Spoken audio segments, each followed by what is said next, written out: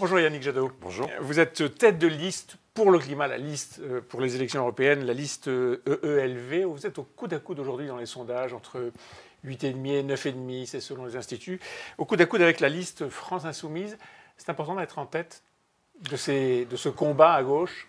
Pas particulièrement. Moi, mon sujet, c'est le climat, c'est la biodiversité, c'est la solidarité, c'est de retrouver, que l'Europe retrouve le courage de ses pères fondateurs, parce qu'on voit bien que l'Europe est devenue bureaucratique, technocratique, que ses institutions, pour beaucoup de ses concitoyens, sont devenues détestables, alors que pour nous, l'Europe est l'échelon indispensable face à Xi Jinping, face à Trump, face à Poutine, pour réinvestir, y compris dans une politique industrielle, dans une politique de territoire. Il nous faut l'Europe, et puis une Europe pour notre jeunesse. Vous vous rendez compte que la jeunesse britannique va bientôt voir l'horizon du continent, se fermer dans un monde qui s'est tellement rétréci, où la chose qu'on a proposée à nos jeunes, c'est le monde. Ça ne peut pas être l'avenir pour nos enfants, donc il va falloir un beau projet. Pour nous, c'est l'écologie. Bon, c'est bien, vous répondez à ma question politique par une réponse européenne et avec une vision. Mon sujet, c'est pas c'est pas de gagner sur les autres. Bah, il y a un combat politique tout de même. Il y a un combat, par exemple, pour le leadership à gauche. Vous êtes à l'arrache avec la France Insoumise. Moi, je ne suis pas dans ce combat-là. Vous savez, c'est une élection proportionnelle à un tour pour le Parlement européen.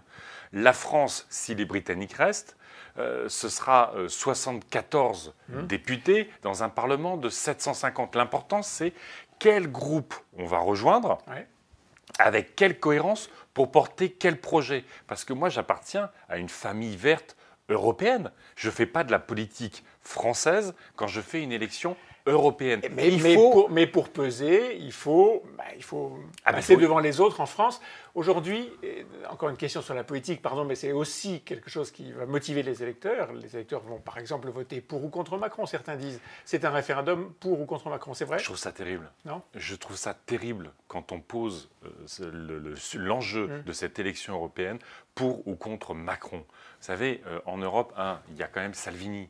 Il y a Orban, il y a Kaczynski qui est le vrai dirigeant de la Pologne. On a les extrêmes droites qui s'emparent partout de l'Europe. On l'a dit, il y a cette urgence écologique, il y a cette urgence sociale, cette urgence démocratique. Et d'un seul coup, pour ce qui va être une élection absolument essentielle pour l'avenir de l'Europe, pour l'avenir du climat, de la biodiversité, de la géopolitique, on ferait de la petite politique nationale.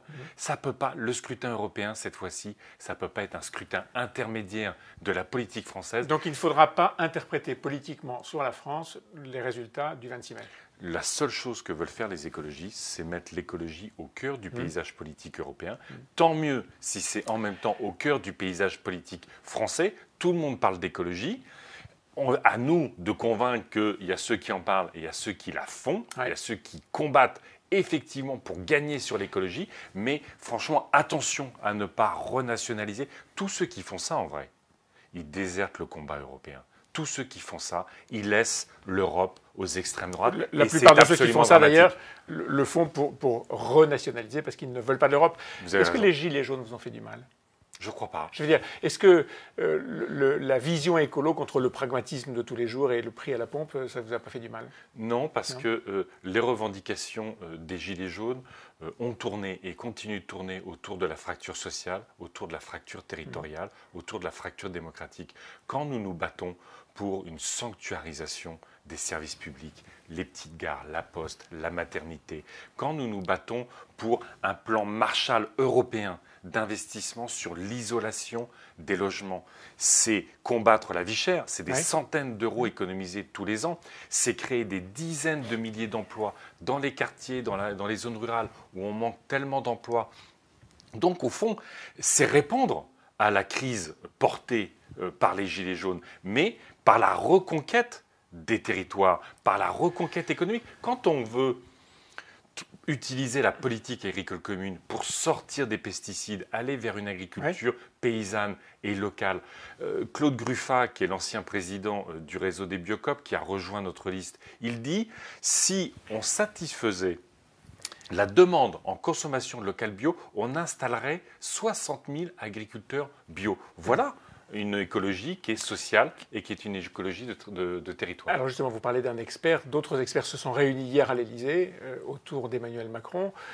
Emmanuel Macron a sorti des engagements, d'ailleurs signés par d'autres pays européens, une sorte de G7 des Verts ou du verdissement de l'économie. Vous dites c'est des mots. Ce sont des mots parce que rien de nouveau dans le discours. Des actes. Ouais, par exemple. On a les projets de mines à ciel ouvert en Guyane. La Guyane, c'est le président de la République l'a mis entre parenthèses. Non, il a dit aujourd'hui, le projet est incompatible avec la biodiversité. Mais c'est le principe de mine d'or à ciel ouvert qui est incompatible. Vous avez le grand le grand contournement de Strasbourg, le grand contournement autoroutier de Rouen. Tout ça participe de la destruction de terres agricoles, de forêts, et va alimenter le trafic routier et la pollution de l'air. Vous vous souvenez, le débat sur les importations d'huile de palme pour l'usine Total de la Med. Ça participe de la destruction des forêts en Indonésie, en Malaisie.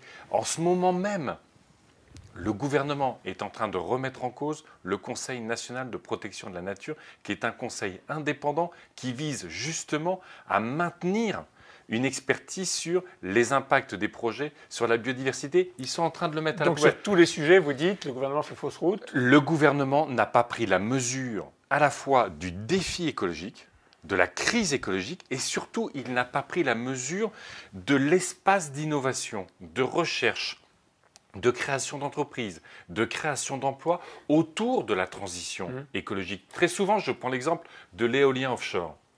4000 éoliennes offshore installées en Europe, 1000 en Allemagne, une seule en France. On a la deuxième façade maritime du monde, une seule en France. On a General Electric, Siemens et plein d'entreprises qui n'attendent qu'un geste du gouvernement pour investir, engager des salariés et développer notre expertise et nos exportations dans le monde. Vous parlez des pays européens. Quels sont les meilleurs élèves? Qui sont les modèles?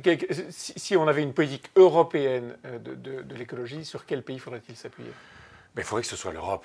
Évidemment, mais il y a un pays qui a une politique meilleure que les autres, non? Si vous voulez, les pays nordiques ont engagé depuis plus longtemps que nous à la fois la prise de conscience et puis surtout les modifications des stratégies d'investissement de l'économie, l'investissement dans les logements, l'investissement dans l'éco-conception des produits. Vous avez même le Portugal qui est en train de booster ses énergies renouvelables. Et tous ces pays-là créent des réseaux de PME, des centaines, des millions d'emplois, si on les cumule, sur cette transition écologique. Ce sont les secteurs les plus dynamiques de l'économie et c'est ça que moi, je voudrais pour la France. Il y a eu beaucoup de faillites dans l'écologie, dans les photovoltaïques, dans tous ces domaines-là. Il y a eu des faillites absolument retentissantes parce que la Chine a embarqué le marché. Non, parce qu'on ne s'est pas défendu vis-à-vis de la Chine.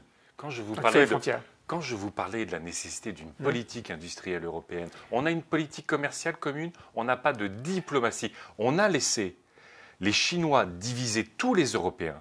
Le chef du gouvernement chinois était venu à ce moment-là menacer tous les gouvernements européens. Et il n'y a pas eu de front commun. Et nous n'avons pas eu de front commun. Tant que l'Europe, ça sera 28 souverainismes nationaux qui se font la guerre les uns contre les autres plutôt que de se mettre ensemble pour peser à l'échelle du monde, nos industries sont en danger. Il n'y a pas d'unité européenne non plus, par exemple sur la taxe carbone.